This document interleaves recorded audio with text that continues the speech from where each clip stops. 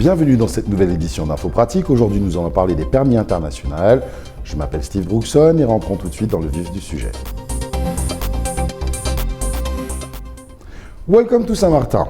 Si vous avez décidé d'établir votre résidence principale sur le territoire de la collectivité de Saint-Martin depuis plus d'un an et que vous êtes détenteur d'un permis de conduire obtenu dans un autre département français, vous pouvez procéder à l'échange de votre permis. Le plus souvent, la demande d'échange de permis de conduire national s'effectue en cas de détérioration de son titre ou en cas de vol ou de perte de titre. Toutefois, l'échange devient obligatoire et systématique en cas d'infraction au code de la route entraînant à une suspension du permis. En demandant l'échange de votre permis, vous obtiendrez un titre au format carte bancaire avec votre nouvelle adresse. Il aura exactement la même valeur que le permis de conduire national et vous continuerez à exister au fichier national. Votre nouveau titre continuera donc à être doté de points susceptibles d'être retirés en cas d'infraction. Les démarches sont assez simples, même si pour l'heure, elles ne sont pas encore dématérialisées. En effet, le fichier du permis de conduire de Saint-Martin n'est pas encore accessible via la plateforme nationale ANTS.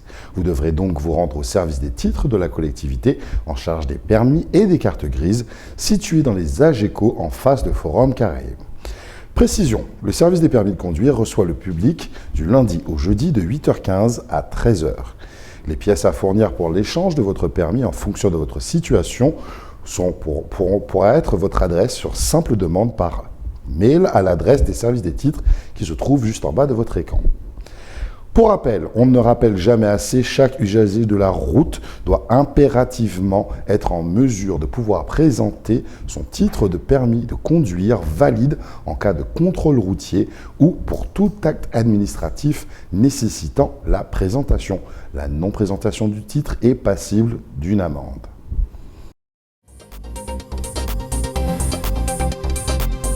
Voici, ceci met fin à cette édition d'Info Pratique. Bien sûr, rappelez-vous des gestes barrières, continuez à vous laver les mains, à porter le masque et bien sûr la distanciation sociale. Je vous remercie de votre attention et je vous dis à la prochaine fois.